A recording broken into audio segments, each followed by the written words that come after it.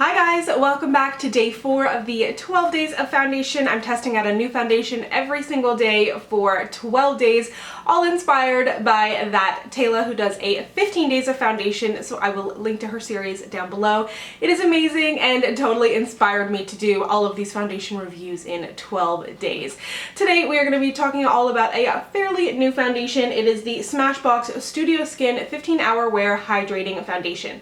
Generally, anything that says hydrating I stay far away from because I have incredibly oily skin, but this has been highly requested and I feel like it's actually a longer wearing and not as like luminous foundation, but it's still hydrating and stays on your skin. That's kind of what I've gathered from it anyways, but let's get started. This foundation retails at Sephora for $48 Canadian, $42 American. You get a full fluid ounce in here, which is the average size for any foundation. Comes in a really nice glass bottle with a lid and a pump, which is always appreciated. I'm wearing mine in the shade 3.1. I'm about an NC42, NC43. My face is much lighter than my body. So we're gonna do application. I'll do an e.l.f. Ultimate Buffing Brush on one side, a beauty blender on the other. I'll show you makeup application, what it looks like in photograph, and then of course I will check back with you at the end of the day. But first, let's do application. On the Sephora website, there's over 20 shades, which is awesome. It says it's an oil-free hydrating foundation that's created in Smashbox LA Photo Studio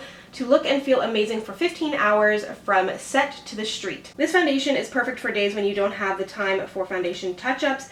Get the same high-performance makeup in your own demanding day-to-day life. Light diffusing spheres blur imperfections while makeup stays true in any light. This lightweight blendable formula offers medium to full buildable coverage that's exercise resistant and sweat and transfer proof for a flawless finish. Formulated without parabens, sulfates, and phthalates. Now that I've got the foundation on, it feels incredibly lightweight on the skin. I've given it a little bit of time to set and it hasn't completely set, but it doesn't feel sticky or tacky on my skin. So if you have normal skin or perhaps dry skin, you may be able to get away without powder. I have incredibly oily skin, so I've got to powder.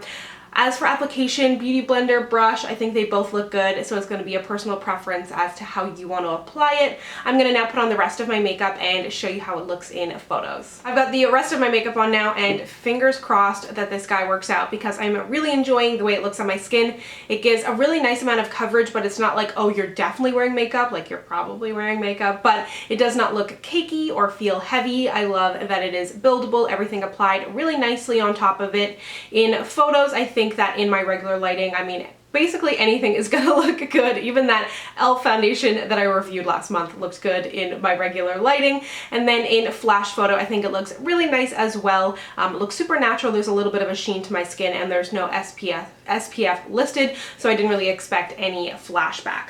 I will check back with you guys in a few hours. Hopefully things are looking just as good. It is currently 7:34. So I am back. It is now just about 5:20 and I'm very happy to say that I love this foundation. Yes, I am a little bit shiny, but for me, because I have incredibly oily skin, it's a matter of how shiny did I get? Did my makeup break down? Did things move around? Did it transfer? Did it enhance pores?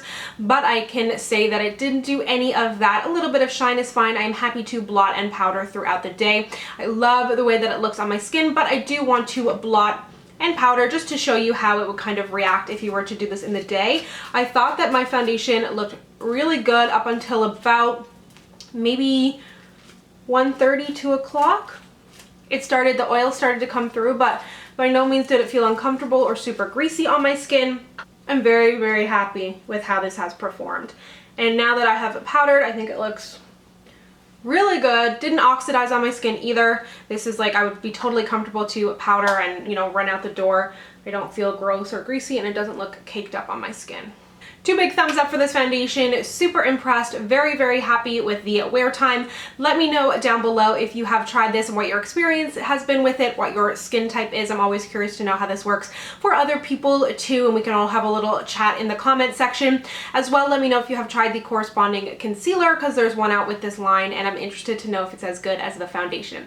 Thank you so much for watching. Be sure to check out my 12 days of foundation playlist down below if you have missed any. And if you'd like to connect with me, you can find me on Instagram, Twitter, and Snapchat at SamanthaJaneYT, and I'll see you guys next time. Bye!